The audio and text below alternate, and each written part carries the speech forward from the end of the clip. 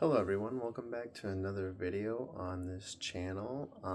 Today I wanted to talk about this new little toy that I got, and this is actually a PlayStation 1.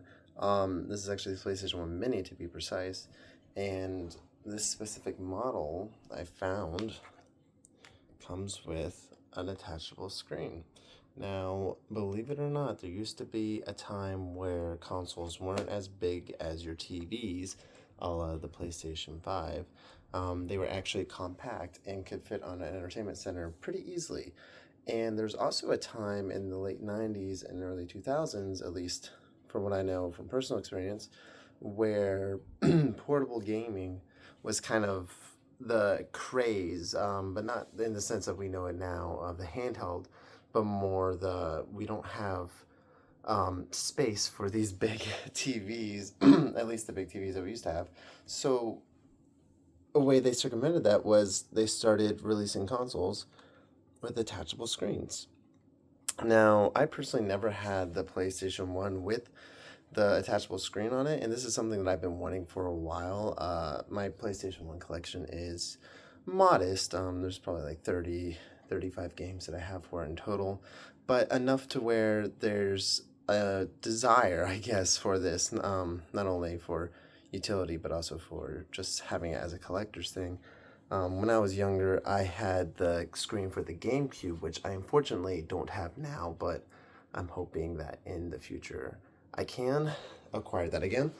But I got this off of eBay, and it cost me a little under $200, and it came with what you see here. It came with the console, it came with the screen, and it came with the DualShock, which this is actually kind of nice. I already have a PlayStation 1 somewhere. I think it's in my closet right now.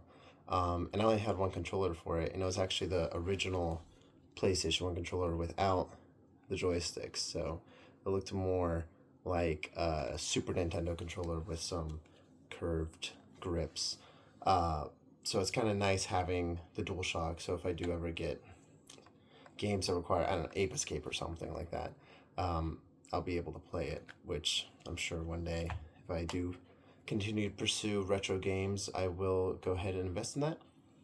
But yeah, if we just take a quick look at this, I'm actually going to unplug this. It also came with a memory card, which I really appreciate. Something that's so simple and small, and not small as in size, but just like, it's a necessity. And it's something where they easily could not have included that, but they did. So I appreciate that. But I just want to kind of take a look at this, and then I'm actually going to demo it a little bit.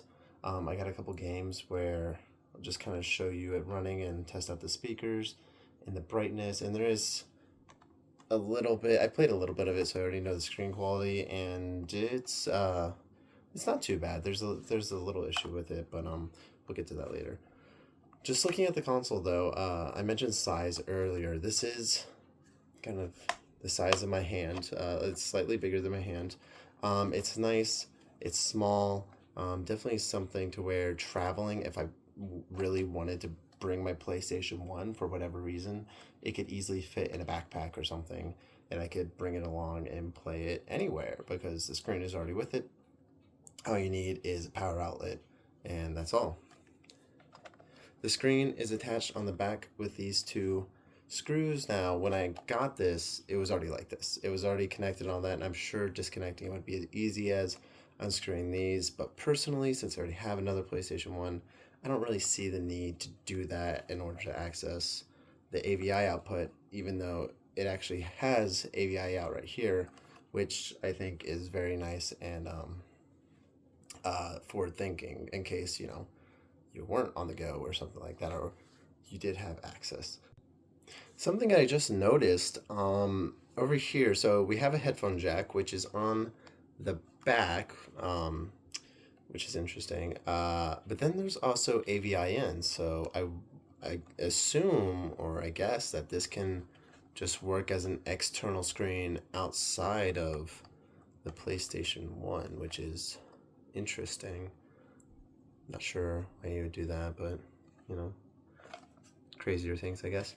Looking on the outside, I'm not sure if you can tell, there is a minor scuff on the top, but honestly, for something that is over 20 years old, this is in really nice condition. You can tell that it came from a place that was taken care of. The controller itself is very clean. Using it the little bit that I didn't have much problems. Yeah, for $200, I feel like I got quite a nice product here that I can either use or display. And I will probably use it. I have used it.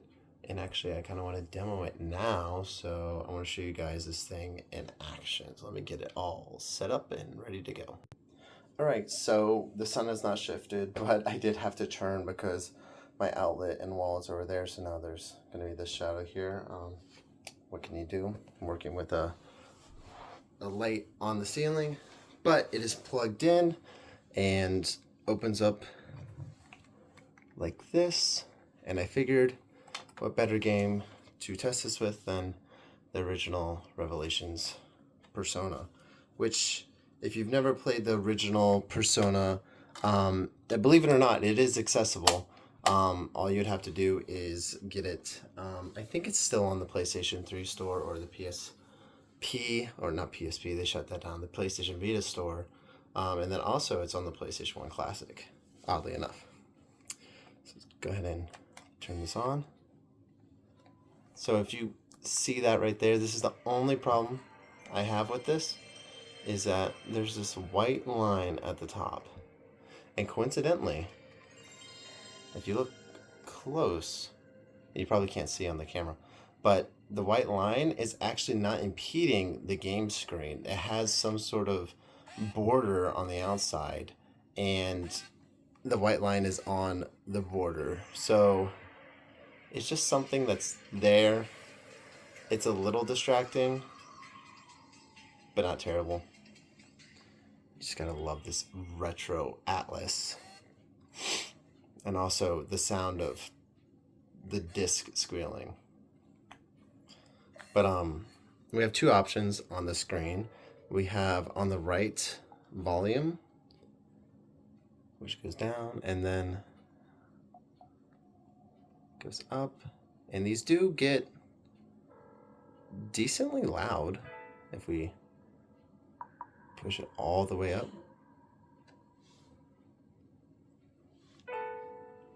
So the speakers, I'm impressed with the screen. And again, this is a product from 20-something years ago.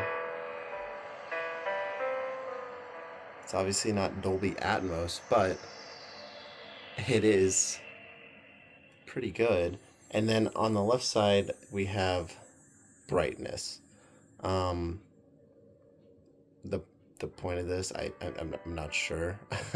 I guess maybe it's 2002. You're in elementary school. You're playing Crash Bandicoot at night. You don't want to blind yourself, so you turn the brightness down a bit. I don't know. But it does have a brightness setting. It doesn't change it dramatically at all, but it is there. But yeah, that's those are the features. Now, this yellow tape, this isn't actually a part of the PlayStation 1 screen. This is actually, it came with this thin piece of plastic right here, which if you wanted to, you could lift it up, and it's kind of like a screen protector, but not actually. It's not actually connected to it. I decided to leave it on because, you know, better safe than sorry. And also it doesn't impede on the visual at all. So that's why that looks like that. But yeah, I mean, at the end of the day, there's not much to say about it except it is a PlayStation screen. It's small, it's nice, it's compact. I really appreciate the simplicity of you plug it in and then it just works. And it's just like if you were playing on a normal television. And again, the only problem I have is that white bar at the top. But again, it's also something where if you wanted to, you know, you game for 15 minutes, it's probably not going to be that distracting. It'll just end up becoming a part of it. So yeah, PlayStation 1 screen. like I said before, I'm hoping to get the GameCube screen sometime. That was the one I actually had as a child, and I remember really liking. I had the whole setup actually. I had the GameCube player and the portable screen and all that stuff. Um, Long gone now, so maybe if I'm feeling like, dropping a few $100s again, I'll go ahead and get that. But as for now, if you can find this product, I recommend it. It only works with the PlayStation 1 Mini, so please keep that in mind if you are looking for it. But for someone who doesn't have their box TV set up right now because there's no space for it, this is a very nice alternative to play these games in their closer to native resolution. Again, the camera doesn't really do it justice, but these games do look good on the 4x3, as opposed to playing this on some sort of 1080p flat screen, which doesn't always look the best when upscaled and expanded to that ratio. So, yeah. Let me know what you think about this video. Let me know if you want to see more videos like this where I'm just kind of talking about old things that I've collected or have or stuff like that. And yeah, first video of 2024. Let's get it. I will see you guys later. Bye.